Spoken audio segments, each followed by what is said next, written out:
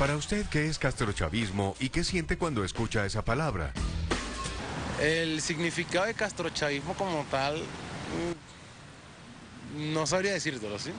Pero sí más o menos podría decirte lo que siento. Por culpa de ese castrocomunismo que se creó en Venezuela, ¿verdad? Por culpa de ello es que uno está lejos ahorita de su país. Yo soy venezolano. Para mí es atrasarnos y buscar que lo que ha conseguido la gente se pierda. Castrochavismo.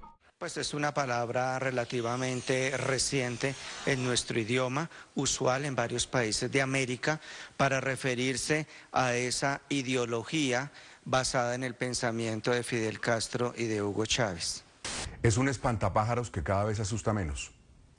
Pues es un término que se ha acuñado en la región para significar que hay unos sectores que son amenazas y que representan lo que en su época fue Fidel Castro, quien ya está muerto, y Hugo Chávez, quien también está muerto. Pero dejaron, digamos, unas imágenes que hay unos grupos políticos que aprovechan para desprestigiar a otros. Castrochavismo es una expresión acuñada en años recientes para ilustrar el supuesto proyecto de nación socialista que pretendían consolidar teóricamente Hugo Chávez Frías y el señor Fidel Castro. A propósito de elecciones, identifican a uno de los candidatos, propiamente a Petro, con esa ideología castrochavista. Se esgrime el castrochavismo como la amenaza de lo que podría pasarle a Colombia. No es del todo cierto que Colombia sea el reflejo de Venezuela, pero algo de lo que pasa en Venezuela es una advertencia de lo que podría suceder aquí. Para traerle a la mente del votante lo que en algún momento fue negativo de Fidel Castro y de Hugo Chávez. En este momento la expresión castrochavismo es objeto de muchísimos manoseos porque de alguna manera ha sido utilizada como una herramienta de combate para desacreditar al otro, pero creo que está más que claro que el proyecto castrochavista es una imaginación antes que una realidad y es un temor mucho más que una posibilidad. Yo creo que esa palabra la acuñaron por allá en alguna finca de Río Negro, en Antioquia. Yo comencé a oírla a comienzos de este siglo. La relaciono mucho quizá con las posiciones de derecha de ciertas cadenas de televisión y de radio que se han opuesto a la izquierda a veces desde mecanismos que no son los más sinceros ni honestos.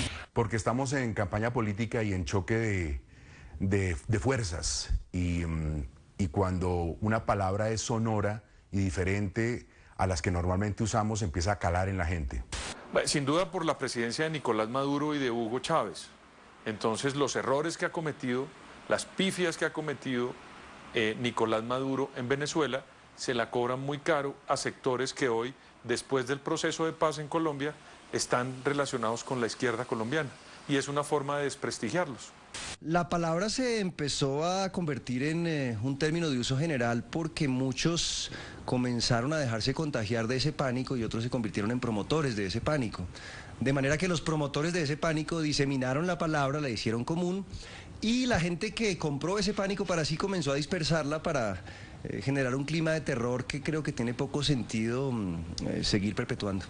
Normalmente mencionan el vocablo para referirse en el ámbito político a aquellos simpatizantes de la ideología de estos personajes ya fallecidos, pero que se puede replicar en otros países de América.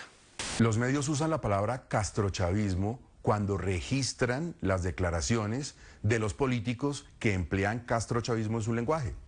Algunos medios tratan de poner, digamos, en cintura la interpretación que da el término, pero acuerde usted que lo primero que se pierde en una disputa política como en las guerras militares es la verdad. Entonces, por más de que hagan pedagogía, hay muchos sectores que ya hicieron que la palabra calara dentro del imaginario del votante colombiano y le tengan una interpretación errónea en unos casos o sin duda política y populista en otros. Es un término creado con el propósito preciso de desacreditar una posición, porque entre otras pues no creo que ni Castro ni Chávez jamás hubiesen empleado esa expresión. Yo creo que de alguna manera está cercano a la calumnia, a la desinformación también, más que a la realidad o al compromiso informativo. Ojalá el votante en Colombia y en Bogotá vote por el que le gusta y entienda que esa persona va a durar 4 años en el poder, no solo un mes. Hay que entender que la información está en manos de personajes que tienen intereses concretos, que tienen simpatías y apatías concretas, y el convencerse de las cosas que dicen ellos porque las dicen o porque están investidos por una cámara o por un micrófono como este que tengo yo en este momento, pues no es la mejor salida. Muchas veces los discursos son prefabricados y tienen por objetivo engañar, y yo creo que eso sucede mucho. Cualquiera que conozca cómo funciona la información desde dentro sabe que en una sola noticia se puede editorializar, se puede mentir, se puede calumniar y se puede engañar.